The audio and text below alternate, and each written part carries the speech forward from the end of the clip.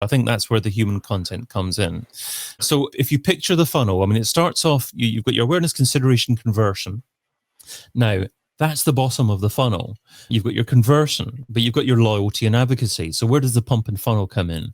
The pump sits on what I call the lake of loyalty. So you've got the funnel at the bottom. It goes from conversion into loyalty. And then you've got the pump that pumps up from the lake of loyalty through advocacy to generate more awareness, to introduce you to more customers to begin with. Welcome to the Marketing Leadership Podcast, brought to you by Dots Loves Marketing. Join your host, Dots Oyebolu, as he learns from CMOs, agency leaders, and business leaders about the state of performance marketing, plus insights on strategies, campaigns, and intelligence for commercial impact. Connect the dots and enjoy the latest episode. This episode is brought to you by Listen Network, where podcasts meet their potential. If you're a brand needing podcast episode promotion or podcast follower promotion, Listen Network is here to give you the best in-class analytics, podcast growth attribution, and podcast promotion success. Find out more at www.listennetwork.co. Hi, marketers. This is Dots, and welcome to the Marketing Leadership Podcast. With me here is David Bain, founder at Casting Cred and author of Marketing Now. He is also one of the most sought-after content marketing thought leaders globally. We will discuss the pump and funnel performance marketing model for B2B brands. I know you guys are ready, so let's get it. David, welcome. How are you doing? Hey, Dots, and thank you so much for having me on with you. I'm doing very well indeed, thank you. How are you? I am good. It's an honor to have you, and thanks for joining the podcast. I know you, but our audiences don't. So do you want to tell us a bit about yourself, your background, and your role, and how you've become one of the greats when it comes to content marketing strategies? Wow, okay, so much in that introduction was incredible, and I hope that I can possibly live up to it, so let's give it a go. So I am founder of Casting Cred. Casting Cred is a niche agency that specializes in content production for B2B brands, namely podcast production, video production, and producing books for B2B brands. I ended up in that industry because I was a marketing generalist for a while. I then got passionate about SEO, content marketing, but I found that podcasting was my true content passion. So back a long time ago now, about 2005 or so, I started my first podcast. I started a podcast called Digital Marketing Radio about 10 years ago. That did really well. That started to get to the top of places like Apple Podcasts for the phrase digital marketing. But I got so many brands approaching me to say, can I do that for them? Can I help them with podcasting? So that's how I got into producing podcasts and hence video shows and books for other brands. Yeah, absolutely. And speaking of books, I don't want you to give us a spoiler, but I would like some of us to know how that can be done so that they can reach out to you going forward. But what's the high level process on how you turn podcasts into books? Again, no spoilers. A few sneaky tips, maybe. Yeah. So I would start off simply audio podcasting to begin with. So I think there's multiple steps. There's generally 6 steps that I recommend people to go through. And one is starting a simple audio podcast, a pre-recorded podcast, no video to begin with at all, and simply concentrating on things like getting your microphone technique right and getting the subject matter right that you're talking about, getting comfortable with your show structure. And that normally takes about 20 episodes or so to do that. You can then move on to the next step, which will involve perhaps producing your show as live, but not actually recording it live. So incorporating things like intro elements, outro elements, different bumper noises, upping your audio game as well. Maybe getting a slightly better microphone, maybe getting some audio interface or other piece of equipment that will enhance your audio by keeping everything at the same level and things like that. Step 3 will take you onto videos. Then you can concentrate on pre-recorded video and you can start getting comfortable with doing things like looking directly into the camera for the intro, for the outro, engaging directly with the viewer into the camera instead of actually thinking about how you're actually conducting yourself in front of the microphone or what you're going to say. Hopefully you've recorded enough audio episodes by then where it's second nature, and then you can get comfortable with video. You can focus on improving yourself in front of the camera. Then you can move on to live video, because with live video, of course, you get things like audience members interacting and asking questions, and that's something else that can put you off entirely as well. And so at the same time as getting comfortable in front of the microphone, knowing your topic, looking into the camera, you're also looking at the questions that are coming in. You're involving them in the show, but you're not losing track of what you're trying to share as part of the conversation. Okay. Next, step 5 is moving on to maybe producing a virtual summit. So it's like producing multiple live shows all in a row. You've got about 5 or 6 episodes that you're all recording one after the other, all live in front of an audience. So that's a virtual summit. And then when you're producing the virtual summit, you can do that with a book in mind. So you can produce each chapter, each video with that chapter in mind, and then hopefully transcribe everything, get the transcription accurate, edit the transcription thoroughly so it looks like written content instead of spoken content, and that's your content for the book. Oh, yeah. Interesting. Thank you so much for sharing that and going into the detail. Again, at the end of the episode, if you're listening, we will find out how you can contact David if you want to make a book the most efficient way I've ever heard. So that is awesome. Now to the topic here, the pump and funnel content marketing strategy, and that model being used for B2B brands. This is a bit of an icebreaker when it comes to that topic. And there are many marketing trends out there, and there are a lot of marketing technologies that are accompanying it. And I would like to ask, my first question is, how should we treat all this like marketing trends and when they come out, and how, as a business, how should we either accept, reject, or just be a witness to it? And then in terms of the pump and funnel marketing model, what is it exactly? And how is it different from some of the other models that we've all been used to so far? Yeah, every marketer, I think, is guilty of jumping on the latest tactics sometimes. Certainly earlier on in your marketing career, perhaps not as someone senior that understands that things change all the time, and the more important thing is what you're intending on doing, and does this tactic actually add value and fit in nicely with what you're attempting to do. But to begin with, you want to know everything. And I think that was my maybe initial mistake or good learning experience. So back in about 2007, I started doing face-to-face training sessions. So that was fairly early days of what was called internet marketing back then. So it wasn't really called digital marketing, it was more internet marketing, but similar kind of thing. And I used to run sessions, and I was guilty of just trying to pack so much into these sessions. And I'm thinking that if I share as much as possible, then that's providing as much value as possible. And I started off with something that I called the 13 pillars of internet marketing, moved on to something that I called the 26-week digital marketing plan. And the feedback from the 13 pillars was, it's great content, but what do I do now? How do I implement this? So I turned this into the 26-week plan, but it's still being prescriptive to brands about precisely what they should do. And I think the reality is that every brand and business is quite different in terms of what tactics they should embrace and what isn't quite right for them, either at that moment in time or forever. And I think that you need to truly understand what your strategy is and what your model is in order to apply your different tactics. So that's why when I was doing digital marketing training, maybe about 5 or 6 years ago or so, I decided to approach it differently. Because first of all, 15 years ago, there was a limited number of tactics that would work online. You could almost list everything out that people could do.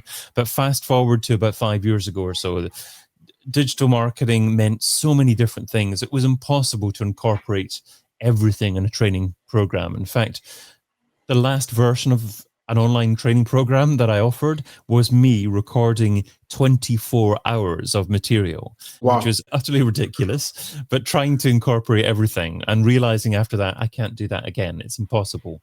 And I probably didn't include everything, but you can't possibly include everything. And every business shouldn't be doing everything. So following on from that, the next digital marketing training that I conducted, I actually decided to try and leave people with a model. So gave them examples of what tactics would work in different stages of the model, and then give them assistance with perhaps selecting other tactics themselves in the future so that they could go away with this model and hopefully use that in their business and add to it. So they'd remember the model because there wasn't a vast amount of information that I included in the training session. And then they could add to it themselves, which would give them continuous value. So short answer to your question is, don't jump on everything in terms of tactics. Have a model that applies to your business and know precisely where that new tactic will fit into that model. And if it doesn't fit neatly into that model and provide additional value, disregard it and don't do it. Yeah. Makes sense. And I love the way you broke it down and going all the way back as to how things are. But, like I said, I love the pump and funnel model. I think looking at it from that perspective makes sense to marketers that are trying to connect the dots, no pun intended. But what is it? And how is it? I know how we used to have the flywheel back in the days, and we used to have the regular funnels, and we should have all this stuff. But the pump and funnel itself is really for like B2B brands. What is it and how is it of great benefit to B2B marketers out there? Well, I think just to lead on from what I was saying, this model that I was trying to build as part of this training program, I had to think about, okay, what kind of model applies to every single type of marketing activity, maybe even offline marketing as well as online marketing. And I came to the conclusion that it was a content marketing model that I needed, because every type of marketing activity relies on great content, different types of content, even paid media. What's your ad copy like? What's your title, your description, your landing page as well? And obviously your organic content, different types of organic media as well. So then I had a look about online to see what content marketing models already existed. And the model that I came back to was the 3H content model, which was initially for YouTube and it was developed by Google. And that is hero, hub, and help content. And that's relatively popular. But then I took a traditional marketing framework, so a process that people go through. So awareness, consideration, conversion, loyalty, and advocacy. And I tried to apply this 3H model to that process. And I felt that hero content mapped nicely to awareness. And I felt that help content mapped quite nicely to consideration. And hub content, I wasn't entirely sure mapped to anywhere at all. And then I didn't have anything at all to map to conversion, loyalty, and advocacy. So I thought, okay, what we need different types of content that can map to these different stages, because it's all well and good having a model, having fancy buzzwords. I mean, this flywheel that you're talking about, there's a flywheel model started by HubSpot, and they're talking about attract, engage, delight, growth, promoters, strangers, prospects, customers, things like that. But it's hard to relate to as a marketer to know precisely where your marketing activity, your marketing tactic fits neatly into that nice sounding model. And I wanted it to be tactical as well as something that people could take away and add to. So then I decided to come up with these three other types of content that would map to conversion, loyalty, and advocacy. So conversion, I called heart content, the heart of what a business does. Great sales pages. Loyalty was all about happy content, I thought. So I called that H. I wanted 6 H's if possible. So happy content. What does a customer experience as soon as they become a customer, as soon as they sign up? If it's something like a SaaS brand, do they have a nice welcome sequence? Do they have a nice initial series of videos that explains to them how to use the platform that they've just signed up to use? And human content is the type of content that I believe drives advocacy. Because once you get serious about developing advocates, people that are happy to talk about your brand, you really have to have a personal relationship with them. So that human content, that the feeling that they have about doing things because they love an individual within that organization, as opposed to a brand that doesn't mean so much to them. So I think that's where the human content comes in. So if you picture the funnel, I mean, it starts off, you've got your awareness, consideration, conversion. Now, that's the bottom of the funnel. You've got your conversion, but you've got your loyalty and advocacy. So where does the pump and funnel come in? The pump sits on what I call the lake of loyalty. So you've got the funnel at the bottom. It goes from conversion into loyalty. And then you've got the pump that pumps up from the lake of loyalty through advocacy to generate more awareness, to introduce you to more customers to begin with.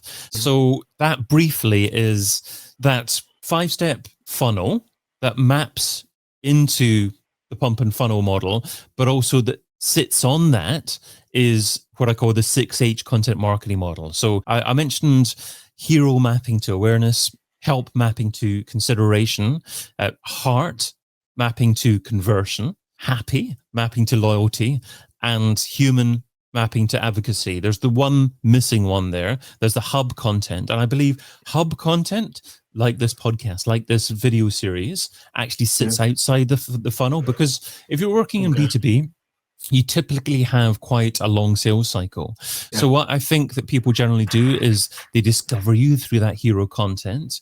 They maybe do a little bit of research and your help content from there.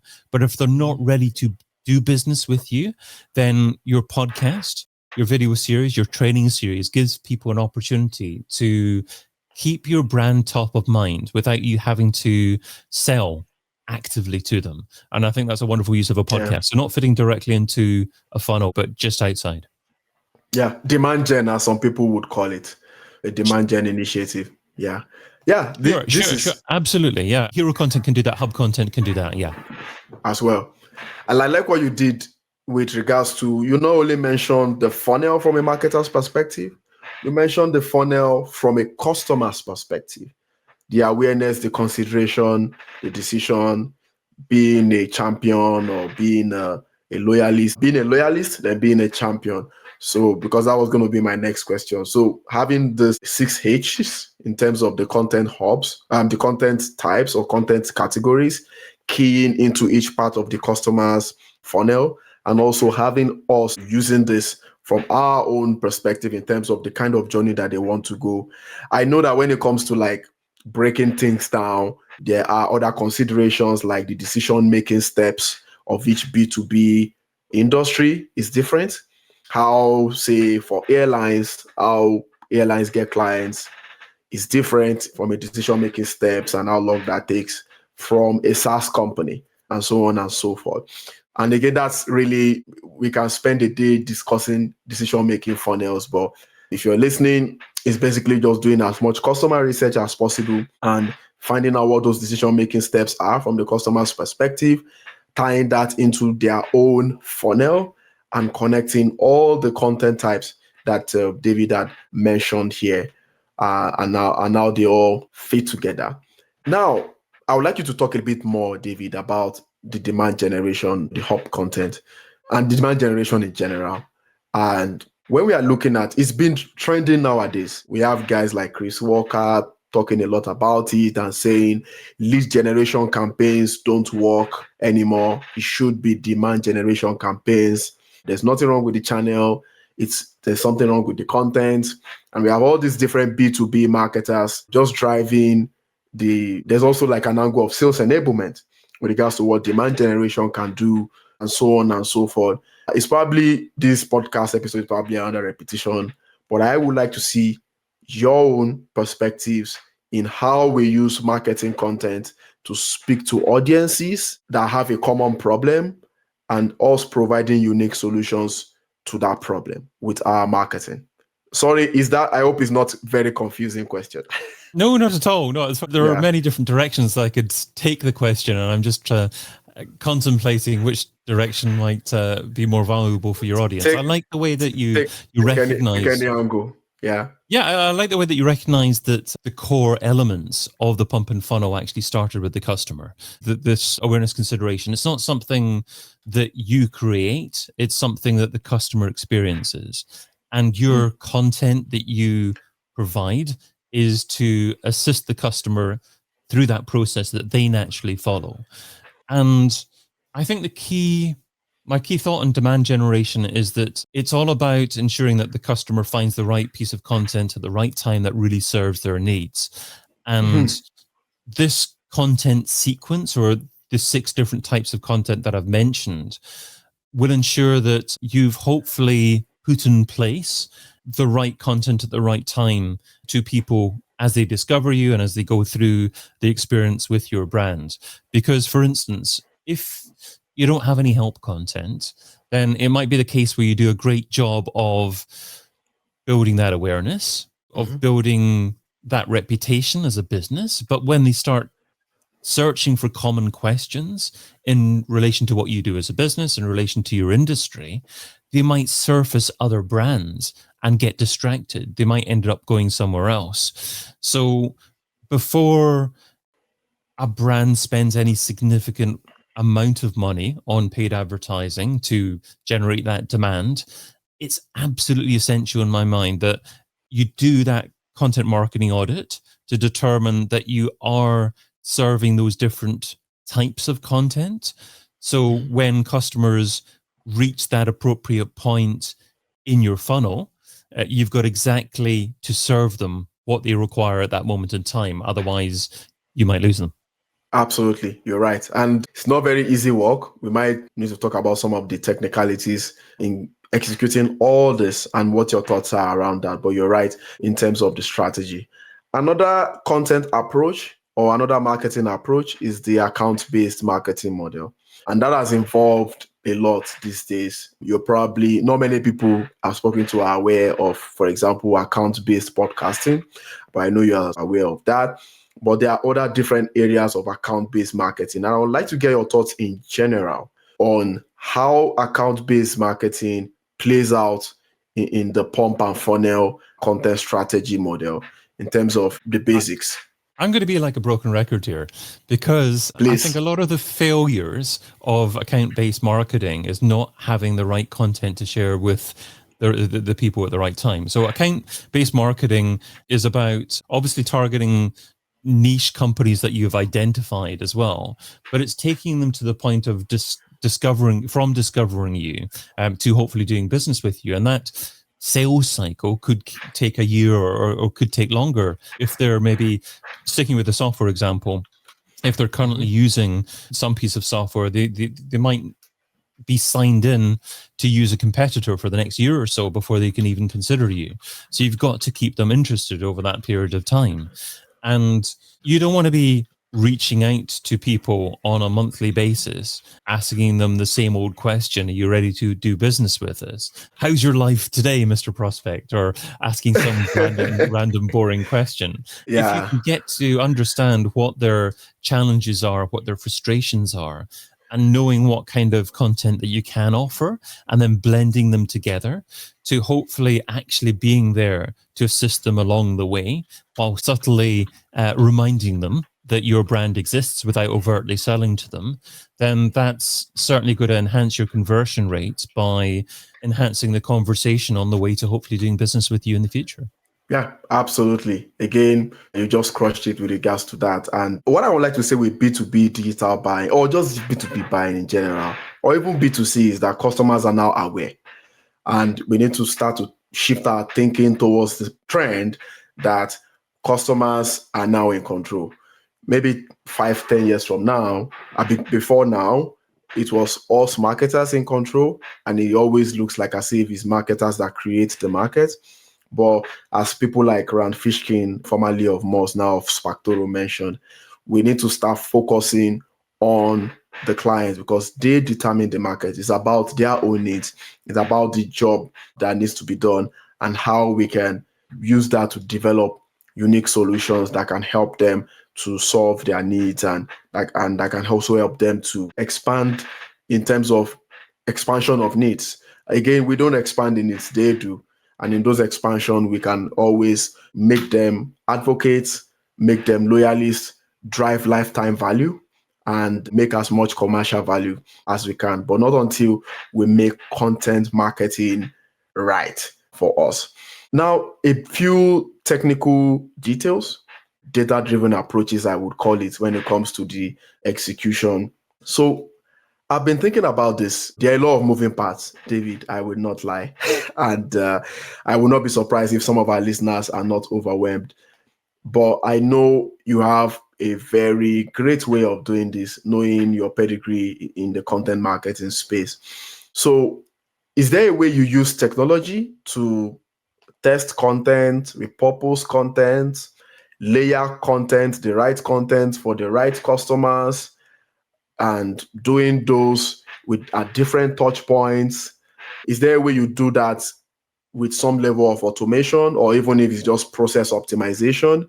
And what are your recommendations for small marketing teams, for agencies that are willing to systemize this entire thing so that we are communicating to clients at a multi-moment level? So I operate in a small niche in that I produce podcasts, video shows, and books for B2B brands, largely in the UK. I've got some international clients as well, but it's quite a niche audience. I'm looking to speak to a senior content marketing manager within a B2B organization and to see if they have a podcast already, to see if they have a desire to have a podcast or even turn that into more. So I don't have a need to produce different types of content for different people.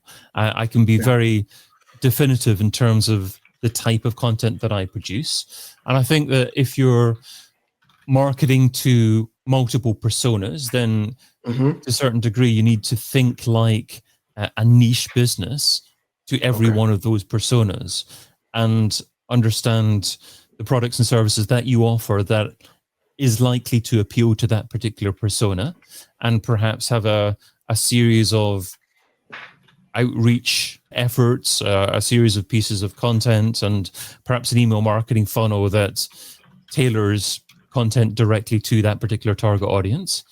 So that would probably be the way that I tend to approach targeting. But in terms of content and my use of technology, so AI is obviously changing a lot of things at the moment. And I was waiting for you to talk about AI. Yeah, it's challenging for writers at the moment. It's challenging maybe for social media posters at the moment. I think for us longer form content producers, we've got a bit of time. I think we've got about 3 years or so. So I think that this type of long form content needs to be high quality. It needs to be well planned out. It needs to be delivered in front of a decent microphone and decent camera and not wasting the viewer or listener's time at all. But if you do produce that great piece of long form content, I think there are many AI tools out there that can do a good job of taking that content and quickly sharing it in many places. And Dots, that's exactly obviously what you do with your content as well. I'd be interested to hear what you do with your content, but in terms of what I do, I often use or have used Otter.ai quite a bit in the past to produce transcriptions. There are many tools as a result of GTP4 that can provide accurate transcriptions as well nowadays. So that space is fairly wide open for different opportunities. There are AI tools that specialize in taking a long form piece of video or audio and then breaking that piece down. Tools like Vidya is a tool that I've started experimenting with quite recently and is really nice at producing different forms of video, about a minute long or so. So if you've produced an hour long discussion, that tool can produce maybe 30 or 40 different videos. And then you can share that in your social channels as well.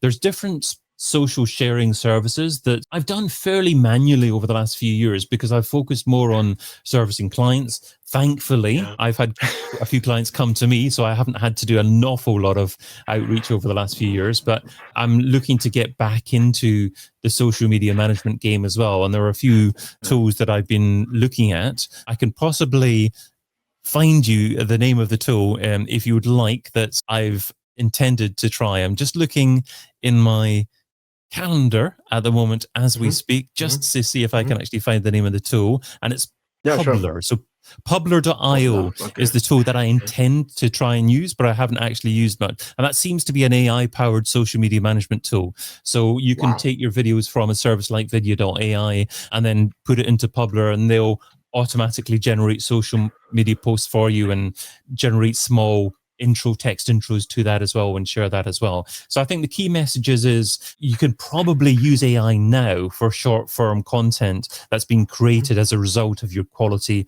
long form content that you've taken a while to produce. Nice. I have not learned about AI, the Publer tool, but I am just making a note of it right now. I'm going to be testing it as well. And I agree with you in terms of the use of AI and some of the other uses out there. Of course, I will share some of the things that I know on my end. But before then, just to add to what you said, it's strategy is important. And I like what you mentioned about being niche. I think one way to reduce this potential strategic confusion that might come with trying to reach out to people across journeys, channels, platforms, jobs to be done, and all these factors is being niche. We cannot serve everybody. That is the truth about the matter. You need to find your niche. I know some people are starting to be cynical about the concepts of niches and saying there might be exhaustion and things like that. If you know how to collect the dots, you can find a way to expand on your niche or have alternate niches and things like that. But what I would say is that as a business, of course, you are looking at things around your product line, your product market fit and things like that to have your set niche. Consider that like as the root of your big tree. And that may really make things easier. I think before tools is having a strategic layout on how everything is going to play out. For example, if you were listening at the beginning, David said some things in terms of the process to developing podcasts into books and why there needs to be like a strategy in place for those podcasts. And there needs to be all the steps and to make sure everything is well connected. And then once that is done, you can start to look at, from my opinion, what are some of the seed content verticals? I call them verticals that you use, that you can use to produce all kinds of content that are of course relevant. And aside from Otter, which I use Descript. Descript is a very robust tool, whether it's with the AI transcription and even repurposing into all that kinds of media types and things like that. For the recording I do, go ahead. It's great. Sorry, I mean, Descript is a useful tool that I've experimented with, and they've had a lot of different functionality over the last year or so. Over the like a year ago plus, they didn't have functionality such as exporting your audio in a standard loudness and dealing well with multiple tracks. So you've got more editing capability in there that you used to. I still generally use Adobe Premiere Pro and Audition for my clients because there's a lot more tweaking that you can do with that. But these automated tools like Descript have certainly come a long way. Yeah, absolutely. And all these other tools now have AI capabilities. Adobe themselves have a way of cleaning up audio in one click. You have, YouTube or Instagram Reels, Maker, and all these other tools out there that leverage technology and that leverage AI. The one thing that I want to just add about AI is it's not a magic bullet, and that if you want to position yourself as being better than other brands out there, you have to do things a little bit differently and spend more time on something and produce something of higher quality than the competition. If you've got 100 competitors out there that are all using AI to produce videos, if you start really adding your personality to that and producing a high quality piece and actually not using AI to edit your audio, getting a great microphone, knowing how to use it correctly, and all these things like great quality video, and not relying on automated AI editing as well, ultimately your content is going to be a bit better and a bit different compared with the competition. So don't use the easy choice and fall back in AI all the time. Yeah, I think it's important to say that. And I'm also well on board to that. Just use AI as the enabler. Don't use it as the work gets your job done as well. And sometimes AI makes us to take tactics forward before strategy. So it's important for us to be careful of that confusion. You need to have your strategy first. And I would like to write on that, David, with what many have called the EEAT Google content writing or content making approach. EEAT being experience, expertise, authoritativeness, and trustworthiness. So folks like Neil Patel and co have said, yes, there's AI, but we need to use this mindset if you're going to create, like you said, high quality content. You want to stand out 1 out of 100. But my question is, there's still a lot of things changing around this. And I'm wondering, how do we balance it out when writing for EEAT and also trying to rank for SEO keywords? How do we strike that balance? Or is it one phase after the next? How do you typically do it in your space? So to me, it was easier when it was just 3 letters, but now it's 4. You're wondering if to pronounce it eat or eat. I'm not sure if I would call that a mindset because it's not the way I would think about producing content as I'm producing it. To me, a lot of it is about structure. So how you structure also your website, how you structure your social media profiles as well. So for example, experience, search engines will start to know who you are. How is your LinkedIn profile structured? Can you enhance that? Can you improve that as well? Expertise, well, you can demonstrate that by continually publishing great content and having people interacting with it and sharing it. So that is a lot of traditional digital marketing sharing and perhaps building links, having relationships, producing podcasts either yourself or being on other shows as well. And that drives your authority and trustworthiness. You can incorporate elements on your website, again, different testimonials as well. You can associate yourself with other websites as well. So structure is, to me, what EAT is about.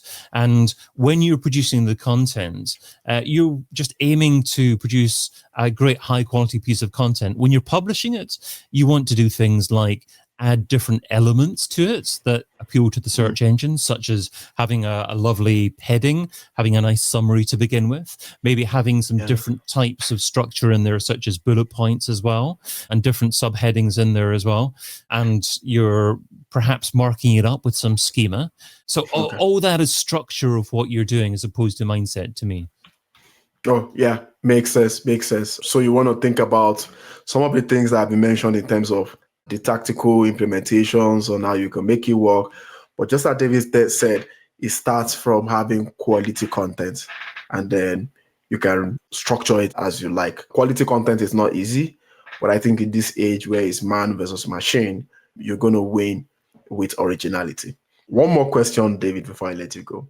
Aside from the marketing tools, in terms of qualitative insights for content optimization, are there ways that you think people can or marketers can garner data from stakeholders? And by stakeholders, employees, customers, your trolls online, and so on and so forth. How do you typically gather qualitative insights to optimize your content so that it continues to hold true for the pump and funnel strategic model?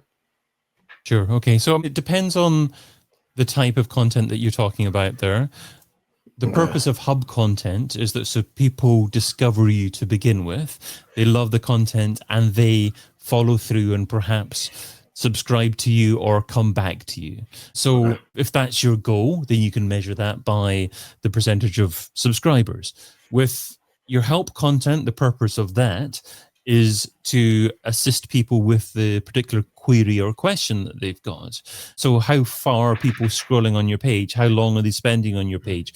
Are they going to other places on your site afterwards as well?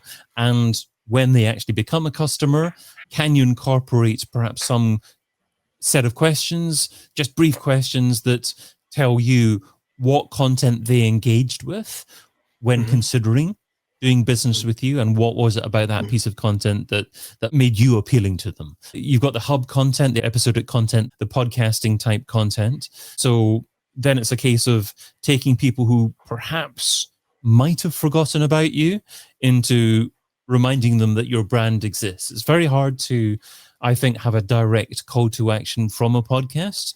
To me, certainly from a B2B perspective, a podcast or a video show is all about reminding people that you exist, getting them to subscribe to your content. So when they're ready to do business with you, they come back to you as well. Ultimately, I think all that is about improving conversion rates. That's the bottom line. Yeah, absolutely. Absolutely. And that makes a lot of sense.